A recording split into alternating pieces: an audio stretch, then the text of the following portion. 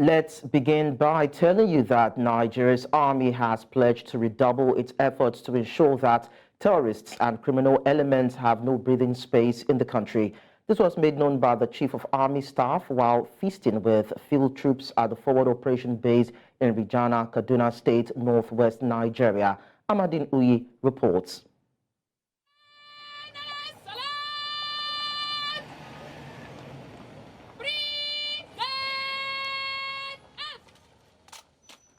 The Guard of Honor at the Forward Operating Base in Rijana, Kaduna State, northwest Nigeria.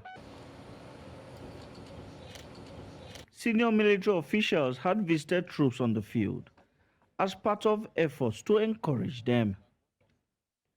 There was plenty to eat and drink, one of the rare occasions for many of these field troops.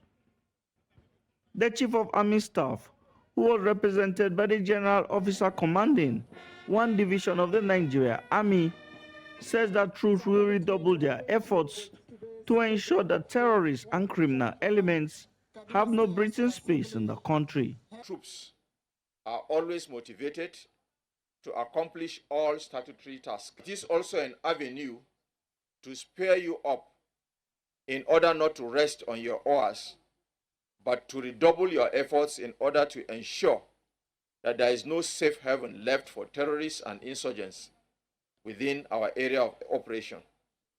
He reiterated the commitment of the Army to fulfilling its constitutional obligations to Nigerians. The Nigerian Army remains committed, determined, and focused on ensuring the total defeat of insurgents, marauding bandits, and all other forms of external and internal aggressions disturbing the peace of the country.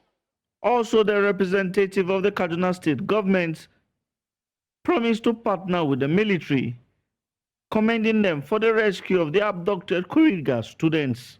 Commend you for your gallantry. We also appreciate your steadfastness as far as the rescue of our students and pupils. We also want to assure you that we will continue to partner with you. We will continue to mobilize our citizens in ensuring that we provide the military with actionable intelligence as far as the campaign against banditry, terrorism, and other criminal acts are concerned. He assured the troops that government will stand in support of their efforts to rid the state of banditry. In Abuja for News Central, I am Amadin Uyi. And now to aviation matters. Air Peace, a prominent indigenous aviation company in Nigeria, has sounded the alarm after discovering that fraudsters have cloned its official website, duping unsuspecting customers. This comes just days after the airline made history with its inaugural direct flights from Nigeria to the United Kingdom. Air Peace took to its official X handle, formerly known as Twitter, to warn its customers about the fraudulent activities on Tuesday. The airline clarified that this fake website, which mimics their identity, has been used by cyber criminals to scam unsuspecting passengers. In light of this warning, passengers are urged to exercise caution and only use the official Air Peace website for booking flights and other transactions. And staying with a business-related story, Dangote Petroleum Refinery has commenced nationwide sales of diesel, promising to soon release aviation fuel. The move, confirmed by dealers and officials, is expected to lower diesel prices, responding to recent hikes. The refinery, inaugurated in 2023, faced regulatory hurdles, delaying product releases. A statement from Aliko Dangote expressed gratitude to Presidents Bola Tinubu and regulatory bodies for their support. The refinery's earlier announcements about diesel and aviation fuel production have now materialized, marking a significant milestone in Nigeria's petroleum industry. And now to discuss this, we're joined by Abubakar Omar, a financial analyst. It's nice to have you around on the news. Thanks for having me around. Thank you so much. So first, what were the regulatory hurdles faced by Dangote Petroleum Refinery in releasing its products, and how did that impact the timeline for nationwide sales of diesel? Thank you so much. Good afternoon. The oil and gas industry has so many hotels there. Operating a refinery with a Nelson Complexity Index of 10.1 is not actually easy feat to do. There are so many things to come around. Also, when you look at the financial aspects relating to the FX and how our FX has been volatile, and then the refinery having been able to import its own crude feedstock from the US. So it's also those are the all things that take time for the refinery to be able to give us the required output that is going to sustain the economy and then be able to provide various industry with the required and diesel that they need. So then how does the commencement of this nationwide diesel sales by Dangote refinery align with the recent market trends and demands for the commodity in the country? When you look at the price of diesel now, it's hovering around 1,005 per liter to 1,700 naira per liter. And then I can tell you that with the coming of Dangote refinery to be able to sustain, because the company said they are going to supply 1 million liters, that's the minimum to each marketers. So the ability of them to be able to supply that will flood the market with a huge supply. And we are expecting something to be around 1,100 to 1,200, which shows that the price of diesel is actually going down. And I cannot overemphasize the importance of low price of diesel. If diesel is low, definitely, the manufacturers, the bakers, they are going to have, to reduce their own operational costs, which in turn is going to reflect in the final cost of product that is going to be consumed by the end users. So I believe that this is going to be a game changer, and it's also going to impact on the economy as a whole, because definitely you are going to have a lot of activities going on, and you are going to have a security of supply, which will make sure that our manufacturing companies are actually going to give us a required output at a reasonable price amid this high inflationary period that we are facing. You're talking about the fact that it would make a huge impact, but then let's look at the price margin from Dangote refinery to the retailers, the vendors will be selling to the end users. Now, Dangote will be selling at 1,200, 225 naira thereabouts to the marketers, and the marketers would be selling to the end users at about 1,700, 1,750 naira. Of course, that's what prevails in the current market. So what difference would that make? Most especially when you look at the profit margin, you look at what Dangote is selling, and you look at what pre-exists in the market. Exactly. When it started at first, you are not going to have a significant impact until it takes time. The impact you are going to have is, number one, you are going to have a security of supply. That security of supply is going to make sure that there is no more supply. And places like Lagos, whereby you have less cost of transportation, you will realize that at the end of the time, the price will begin to come down. And this can also be supported because the feedstock that Dangote is using, we are informed that they have, import that crude since our exchange rate is moving around 1,500 or so. And then exchange rate is going to play an important factor in how Dangote refinery has priced their own diesel. And then with the way we are looking at our exchange rate that is, trying to come down, we are appreciating against the dollar. You can agree with me that in the meantime, that Dangote is also going to revise the price of his diesel to the retailers as the factors of the cost of production prevail. And also to talk about the last aspect that makes up the cost of the diesel is the crude feedstock, which is also, we have seen the last 2 days, it has risen by about $5 or so in the global market. So this is also an important factor that, dictate the price of diesel. So I believe that over time, and the market, as the said market forces, they're actually going to come, and try to stabilize as we are seeing what is happening in the foreign exchange market. Okay, so what about what is to be distributed to the marketers, a million barrel per marketer? Some people have said that that is way too low compared to the capacity of what the marketers can handle and distribute all over the country, and calls have been made to that effect. Do you think that capacity should be improved, or should we just take it in steps? The issue of capacity is almost all the time when you started something, there is a cap that you need to start in order to avoid a full-fledged breakdown. But then when you give the capacity that they are trying to give marketers, I believe it might not be sufficient. But then the activity as it starts will dictate how they will improve on that capacity. I believe that by the time they have released the first batch of the product to the consumers, they are going to improve on that capacity of them. So it's not going to be enough years for now, but then we are going to take it as a gradual step, which will actually assist and the marketers and the end users to get their product as they desire. All right, Abubakar Omar, thank you so much for talking to us. Yeah, thank you so much. Thank you so much for having me. All right, moving on now. Nigeria's federal government is in talks with the International Criminal Police Organization to extradite a top executive of cryptocurrency firm Binance, who escaped from detention on March 22.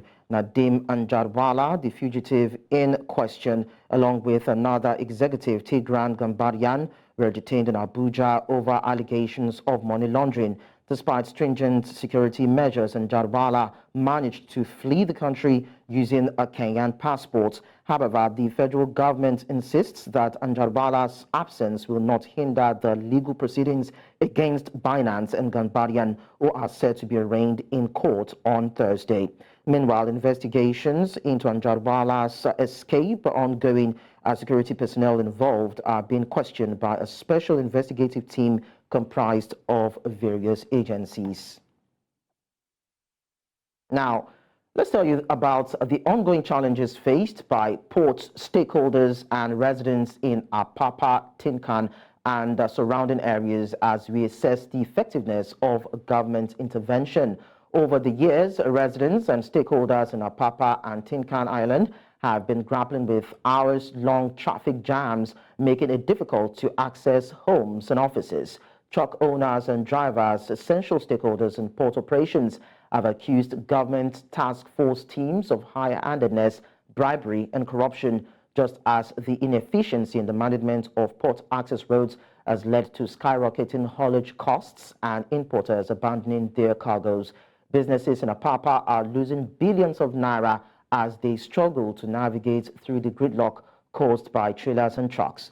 Meanwhile, government on its part acknowledges the challenges faced by stakeholders in Apapa and Tinkan and has assured of its commitment to finding lasting solutions. However, as government works to address these issues, the livelihoods of thousands of residents and the smooth functioning of one of the country's vital economic hubs hang on the balance. Earlier, Chairman, Amalgamation of Container Truck Owners Association of Nigeria, Ridwan Bello, spoke to us on the challenges faced by truckers during this period. Started when the emergence of tank farm, here and there in Apapa, whereby we now have more tankers coming into Apapa, and as well the container trucks. The main problem started when the government announced that there will be some reconstruction and rehabilitation of Apapa Access Road. Then there was no plan to manage the traffic situation. We now have trucks, tankers, articulated trucks, reefer containers all over Apapa environs. Then there came an idea to start managing the trucks through the e-collop system. As we have it, the e-collop only worked for a couple of months and was able to solve about 20% of the problem.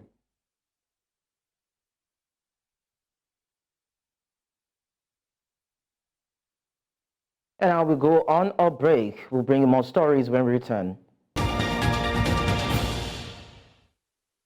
We'll continue with stories from Nigeria, but quickly let's entertain this from Senegal. Anti-establishment figurehead Mande Sonko spoke following his appointment as Prime Minister by his mentee and Senegal's newly elected president, Bassirou Diomaye Faye.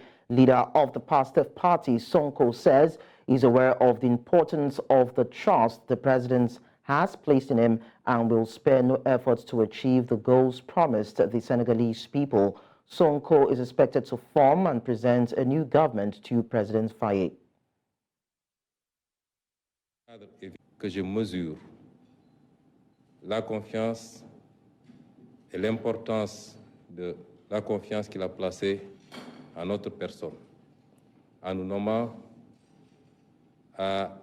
aux responsabilités de Premier ministre du gouvernement du Sénégal, c'est-à-dire l'autorité publique qui est en charge la coordination et la conduite de la politique de la nation conformément à la Constitution du Sénégal.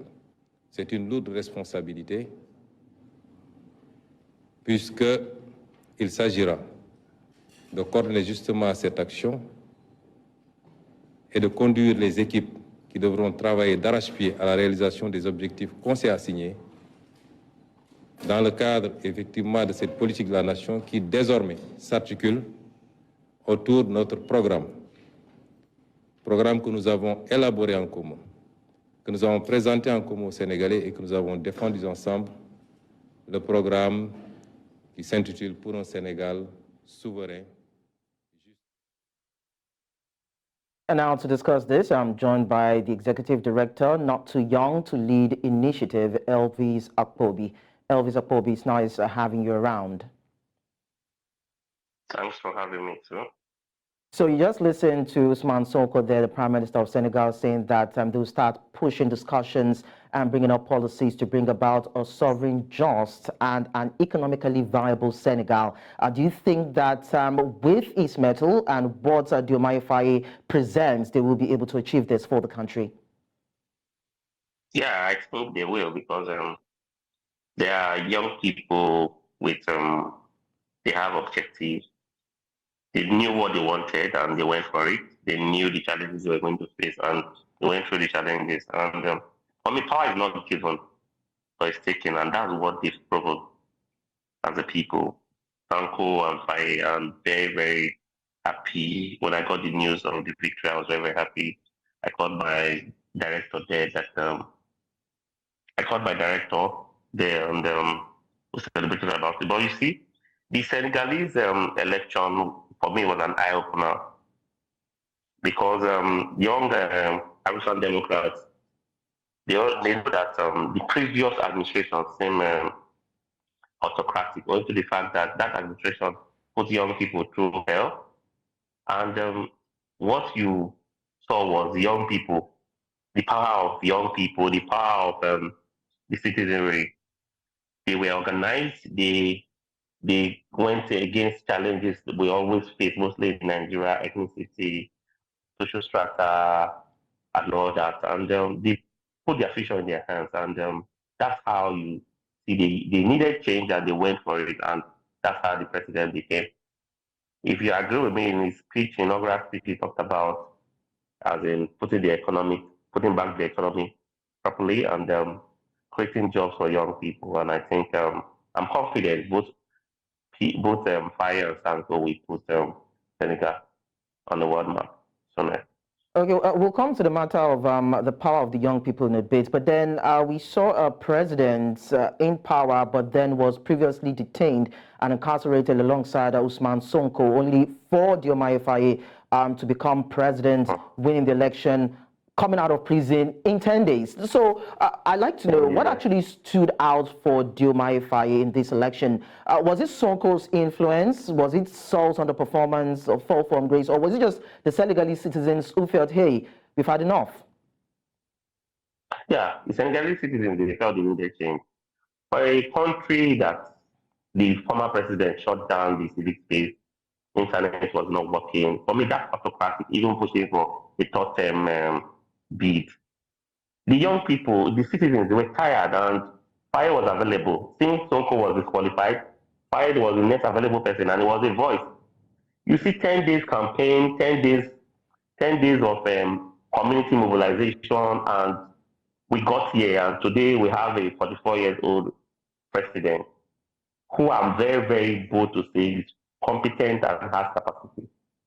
I've made it also cause that I know that, like I've always said in previous platform, I find myself that his action and inaction will open doors for young people in other countries because over time we've seen those people who clinch onto power, they go to sleep, but we'll keep engaging them. I know with what he went through, he increased room for the Senegal civic space, and people will keep tracking his achievements and all that. I think I'm confident they will do well. But above all, I want to thank the electorate in Senegal. They were organized, and that organization brought about a change. And I can confidently say this is a positive change. I think other young people, other citizens across countries in Africa should learn from this. Okay, so let's talk about the influence of youths in Senegal's political transition. Now, we saw that we are going to actually scale it up anyway and look at it continentally. Now, the current president and military leader of Burkina Faso, Ibrahim Traoré, is 36 years.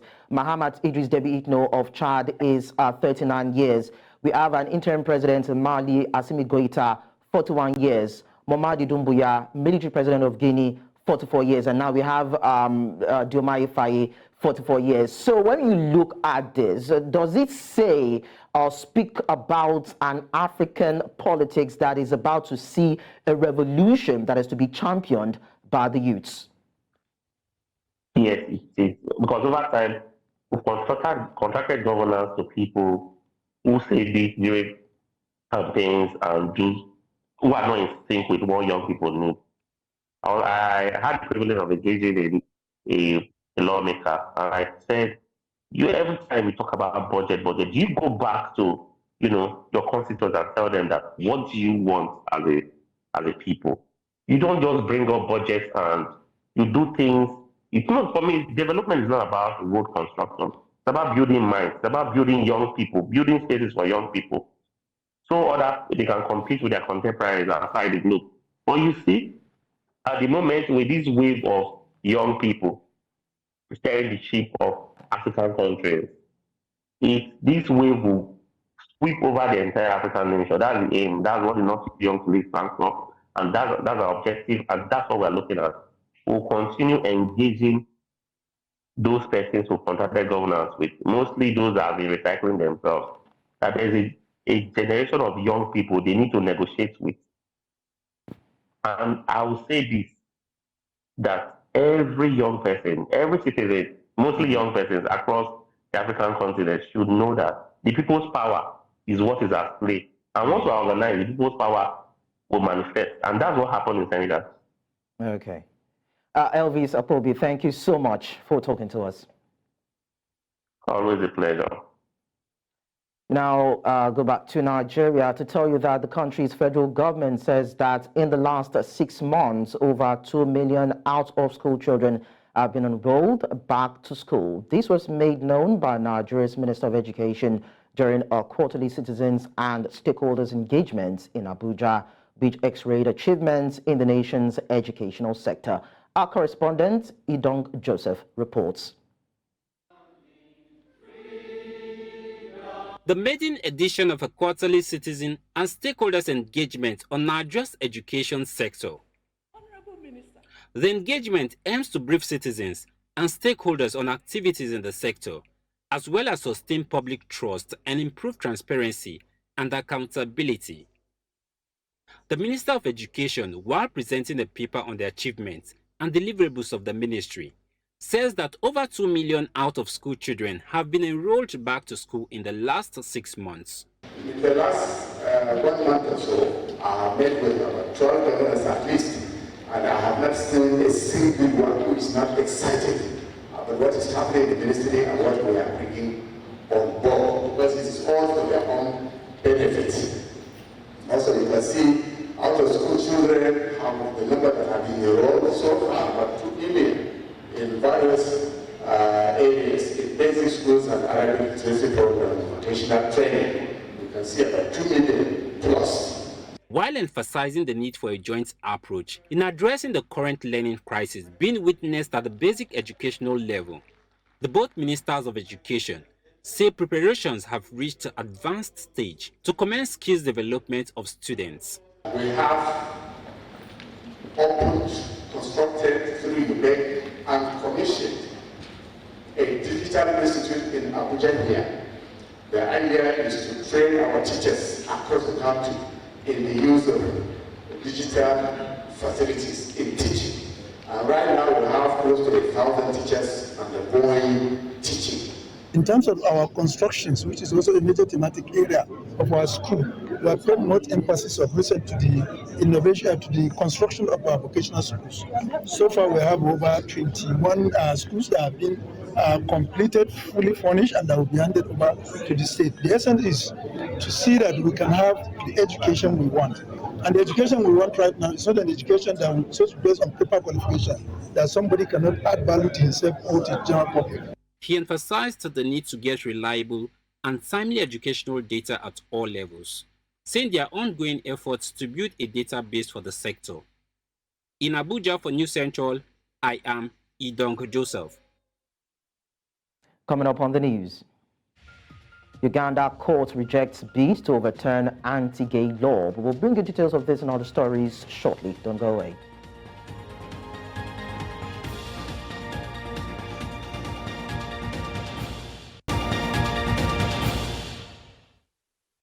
Uganda's constitutional court on Wednesday rejected a bid to scrap a controversial anti-gay law that is considered one of the toughest in the world. The legislation was adopted in May last year, triggering outrage among the LGBTQ community, rights campaigners, the United Nations and Western powers. It imposes penalties of up to life in prison for consensual same-sex relations and contains provisions that make aggravated homosexuality an offense punishable by death. The five-judge bench, however, ruled that sections of the law violated the rights to health and infringed on the rights to adequate standards of living as enshrined in the UN's Universal Declaration of Human Rights.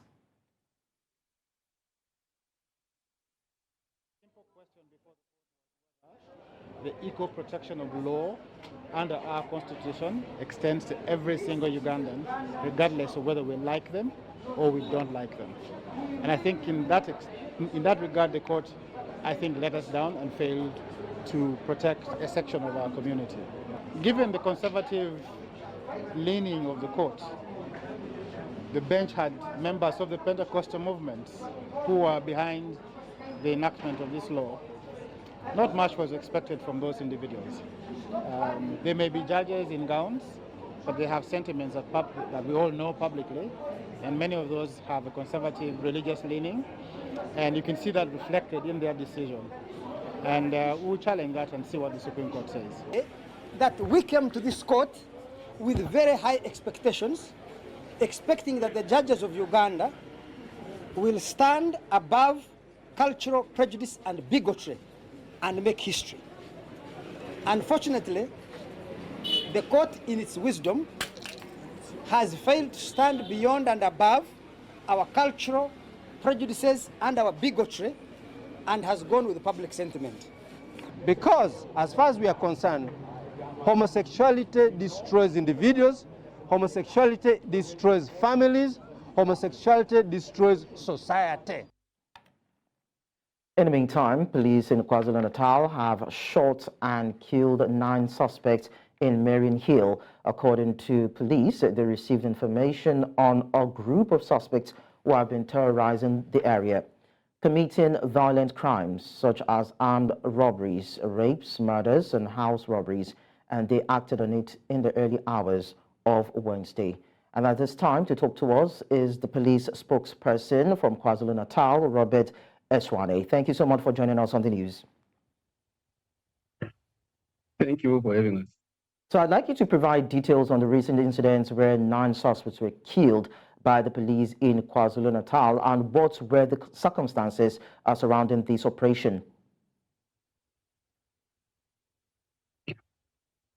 The police received information about a group of suspects who were terrorizing the area of Mariani Hill and the surrounding areas. Then, as a law enforcement, we had to act, and upon investigation, our intelligence pointed us to a house in Mariani. Okay, I guess we may need to revisit this particular story and get more details from Robert in the meantime. But then let's continue with the rest of the stories right now to tell you that in the central part of the continent, at least 10 civilians have lost their lives in a brutal attack linked to the notorious Allied Democratic Forces rebel group in Eastern Democratic Republic of Congo. According to local sources, the ADF raided Mangodomo, leaving a trail of destruction as they looted, burnt homes, and even set fire to the local health center. The ADF, originally a Ugandan group, has been terrorizing the region since its establishment in 1995, claiming the lives of thousands of innocent civilians. Efforts to curb the ADF's violence have been ongoing, with joint military operations between Uganda and DR Congo, yet the group continues to wreak havoc. As the region grapples with this latest tragedy, questions arise about how to effectively address the persistent threat posed by rebel groups like the ADF. Still ahead on the news. One killed in Quito near site of similar tragedy 2 years ago. We'll bring you details in a bit. Just stay with us.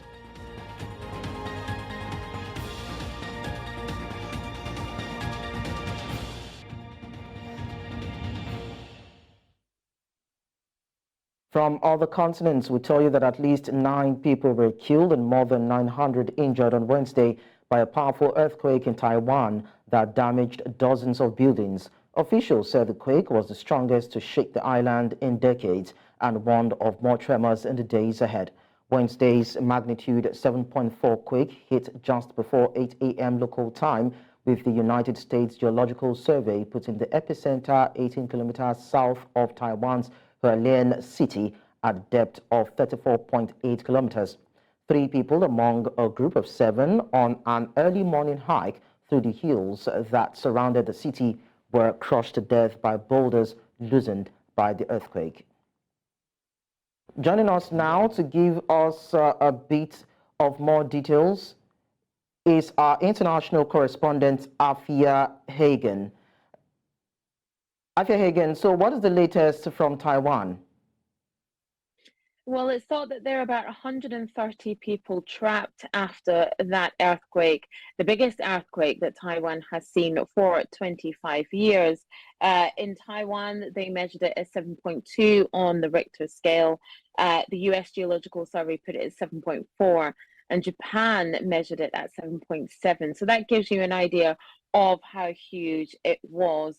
9 died and 946 injured at the moment.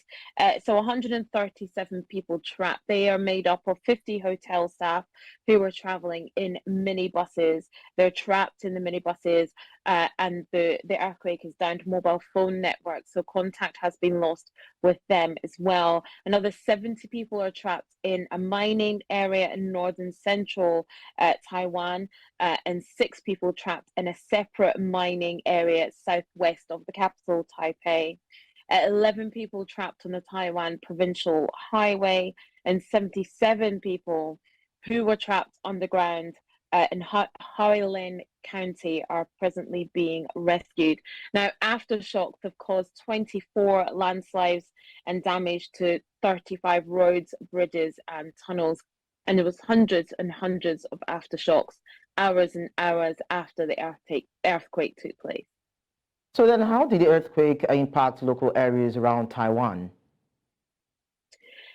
Well, Hualien is a small city towards the east of Taiwan. It's quite remote. It's quite an indigenous area, if you will. For most of the history, it's actually been completely cut off from the rest of Taiwan. So this is where the epicenter of the earthquake was. But it was so strong that it was felt in Shanghai in China. That gives you another indication of how strong this earthquake was. So in Hualien, it's considered one of the natural wonders of the world in Asia. It's a very, very beautiful place. But it caused so much damage, as you can see, and it was so vicious, if you will, so strong, that it triggered tsunami warnings off the coast of Japan, in Okinawa, where residents were ordered to move away from coastal areas. And there was also flights delayed at Okinawa's main airport in the city of Naha. And then in the Philippines, in the south of Taiwan, they declared a tsunami alert for the northern part of their coastline. Now, those tsunami alerts are no longer in place, but people have been advised to look out for higher tides because they could be more dangerous.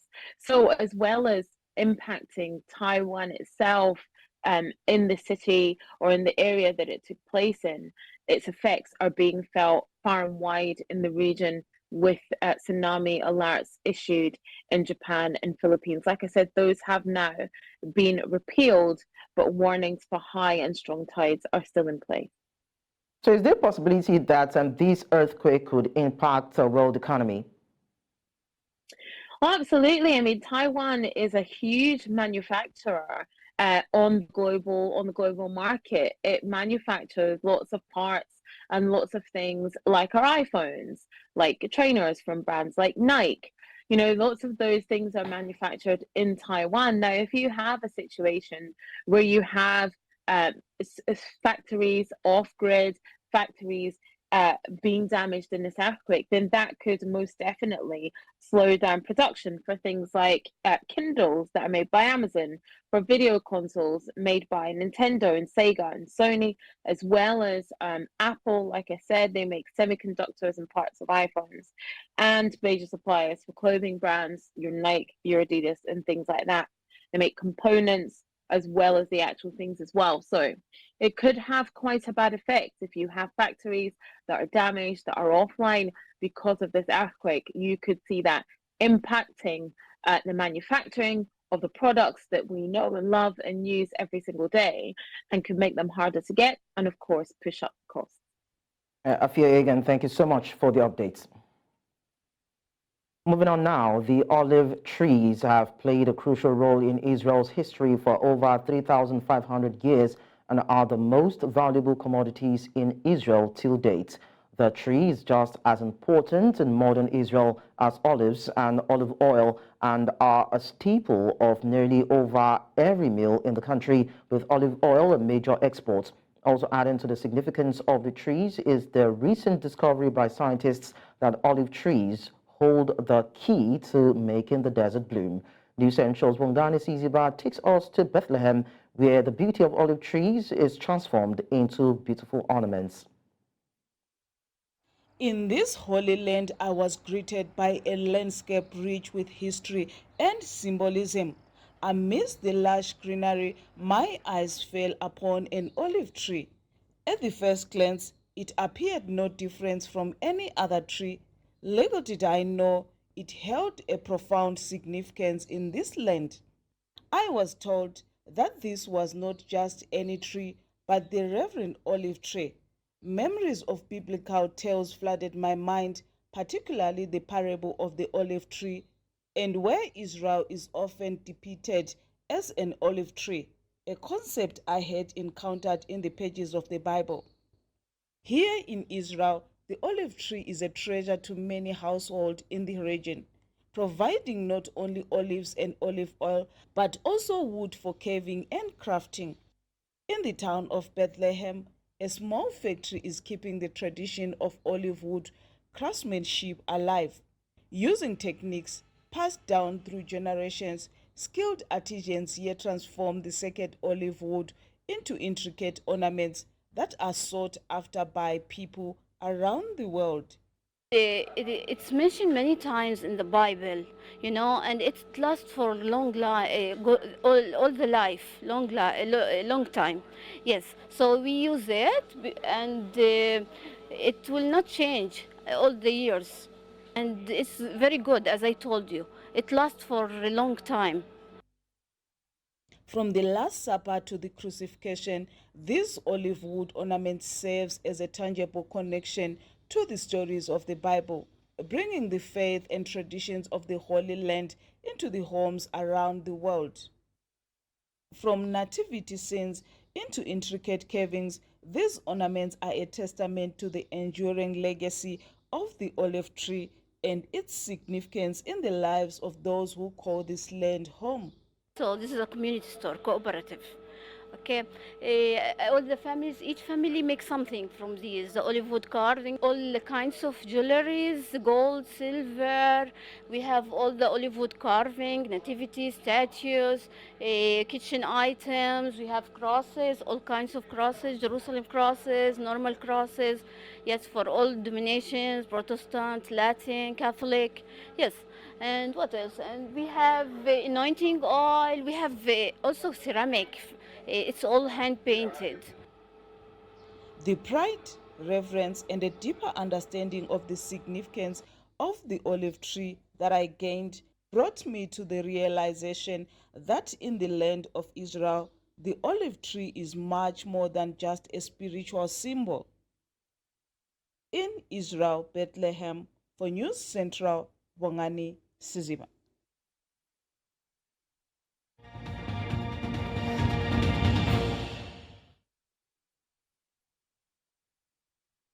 Talking business now, with mounting climate change concerns, carbon capture technology is crucial for reducing greenhouse gas emissions. Its adoption has significant implications for countries like South Africa, striking a balance between economic development and environmental preservation.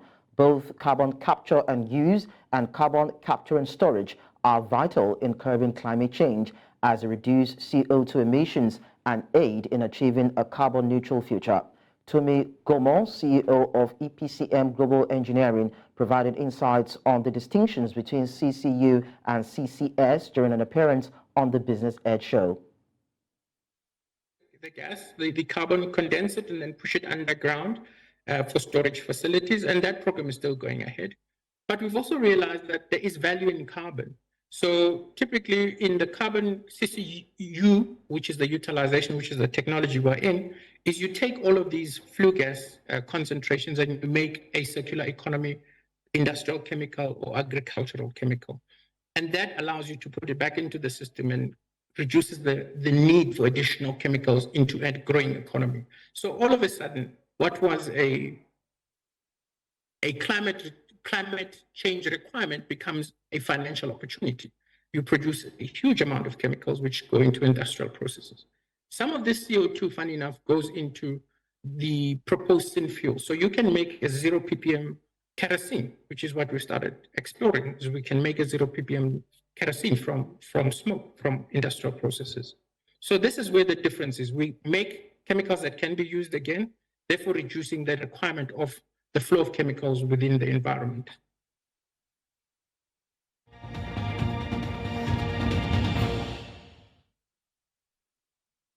In sports, Nigeria defender Bright Osayi Samuel has become the toast of Fenerbahce fans following his brave reaction during the invasion of the pitch by supporters of Trabzonspor in a Turkish league game. The Super Eagles right back stood his ground and fought off a fan who approached him with what looked like a weapon moments after the final whistle of the match against Trabzonspor a fortnight ago.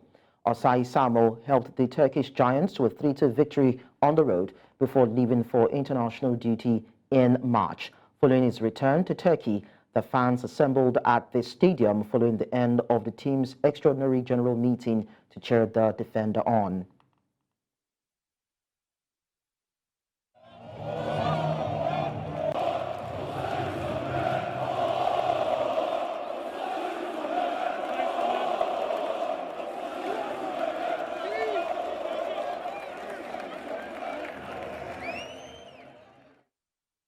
And that's all at this hour. But before we go, we'll take a look at some of our top stories. Nigeria, Interpol collaborates to extradite fleeing Binance executive. Senegal opposition figure Sonko has been appointed as Prime Minister. We also told you that at least 10 persons have been killed in Eastern DR Congo province attack. Send your eyewitness report to the WhatsApp number and email on your screen, and you can follow us on social media. We are at News Central TV. You can also watch News Central live on DSTV channel 422, Star Times channel 274, Avo TV and YouTube. Many thanks for watching. I am Lekan Onabanjo.